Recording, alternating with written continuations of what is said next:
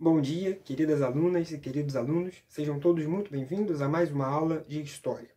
Daremos continuidade ao tema Ciência e Tecnologia, com um novo objeto de conhecimento, as revoluções da ciência, seus usos políticos, sociais e econômicos.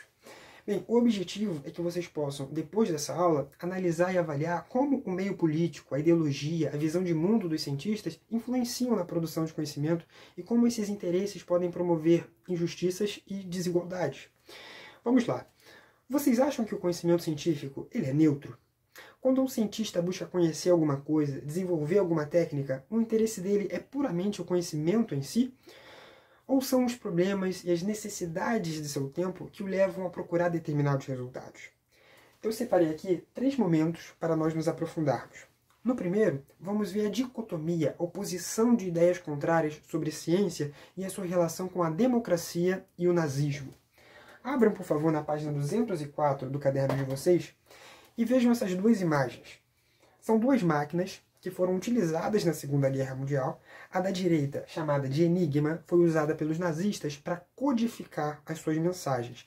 E a da esquerda foi criada por Alan Turing para desvendar a Enigma. Só que essa máquina do Turing possibilitou o desenvolvimento de outras máquinas, que nós hoje chamamos de computadores. Vejam só. E eu pergunto a vocês, gostaria que vocês respondessem em uma folha de papel.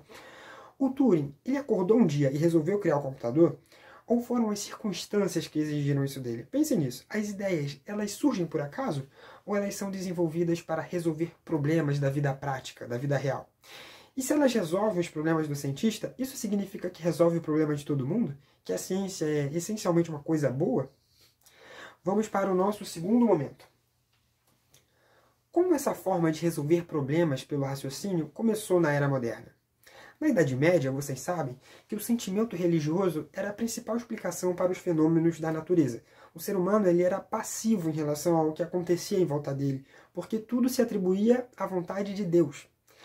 Mas com o desenvolvimento dos burgos, com as transformações da cidade, no comércio, grande comércio com o Oriente, depois com as grandes navegações, a realidade foi mostrando que nem tudo que a igreja dizia, que ela contava como sendo a história do mundo, era exatamente dessa forma. O saber e conhecimentos estabelecidos pela igreja, eles começaram a ser questionados pelos homens e pelas mulheres daquele tempo.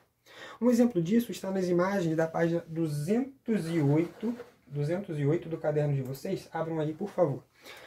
Copérnico, no século XVI, observou que os movimentos dos planetas eles só fariam sentido se inclusive a Terra e todos eles girassem em torno do Sol. Mas isso ia contra as ideias da igreja, que diziam que a Terra estava no centro. Vejam que um homem, com seu raciocínio e a sua observação, foi capaz de perceber que a igreja e a Bíblia estavam erradas. Vejam, a força política disso foi muito maior do que uma simples questão de cientistas. Por isso chamamos esse momento da história de Revolução Científica. Foi uma mudança profunda da forma como aquelas pessoas passaram a enxergar o mundo e até as suas próprias capacidades. Eu vou pedir agora para vocês se dividirem em 2 grupos e fazer uma pesquisa sobre o método científico. O primeiro grupo vai investigar o racionalismo, proposto por Descartes, e o segundo vai estudar o empirismo, de Locke, Bacon, Hume, para que na próxima aula nós possamos fazer um debate sobre as formas de se adquirir conhecimento. Vamos agora para o nosso terceiro e último momento de aprofundamento. No século XVIII, todo esse questionamento científico tomou uma grande proporção política, a ponto de questionar também a legitimidade não só da igreja, mas de todo o poder estabelecido do absolutismo monárquico. Do ponto de vista econômico, filósofos como Adam Smith começaram a perceber que o absolutismo ele travava a economia, porque incentivava o monopólio e não possibilitava a troca de livre mercadorias entre as pessoas, o que nós chamamos hoje de liberalismo econômico. E além disso, o Smith percebeu que a riqueza de um país também podia ser produzida racionalmente, que não era preciso colonizar e explorar outros países, no caso o mercantilismo, para uma nação ficar mais rica. Ele concluiu que todo o valor econômico vinha do trabalho, e se dividisse os trabalhadores, cada um numa tarefa específica, esse trabalho ocorreria muito mais rápido, e assim o país produziria mais e se tornaria mais rico. Isso deu origem ao que nós chamamos de Revolução Industrial. E tem mais, assim como cada trabalhador se especializaria em uma tarefa, o que seria a divisão social do trabalho, cada país também se especializaria em certos produtos, o que seria a divisão internacional do trabalho. Queridos, Essas ideias levaram a dois movimentos. Desenvolvimento das máquinas, tecnologia, massificação da divisão do trabalho. E 2, a especialização em mercadorias de maior valor agregado por aqueles países que primeiro tinham feito a Revolução Industrial. Ou seja, quando a Inglaterra se especializa em indústria pesada, o Brasil se especializa em agricultura. Não é à toa, meus amigos, que os países ricos hoje são especializados em produzir iPhone. E nós vendemos para eles o quê? Soja, café, grãos, por aí. Para concluir, vamos recapitular o que nós vimos nesses 3 momentos. Primeiro, a tecnologia ela pode servir a interesses diversos, não necessariamente bons ou maus. E, sobretudo, o desenvolvimento científico e tecnológico ele deve ser acompanhado de profundos debates éticos que tragam aos cientistas e aos políticos e à sociedade em geral noção de responsabilidade com o uso do conhecimento. Vimos também como o desenvolvimento da ciência trouxe autonomia ao ser humano, possibilitando que ele conhecesse e transformasse o mundo sem aceitar qualquer explicação por uma simples questão de autoridade. As pessoas podem investigar o mundo e descobri-lo por conta própria, sem depender de gurus ou pessoas que se acham mais espertas para dizer o que é verdade e o que é mentira.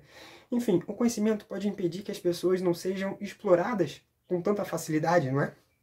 E para terminar, gostaria de passar para vocês um trecho do filme Tempos Modernos, de Charlie Chaplin, que mostra o desenvolvimento tecnológico das máquinas e as consequências humanas desse desenvolvimento. Vejam aqui. É que cada trabalhador tem a sua função mecânica muito repetitiva e acaba tirando a humanidade desse trabalhador. E o dono da fábrica pede para aumentar a intensidade do trabalho até que o trabalhador, o Carlitos, né, que é o Chaplin, ele enlouquece e não consegue dar conta dessa exploração.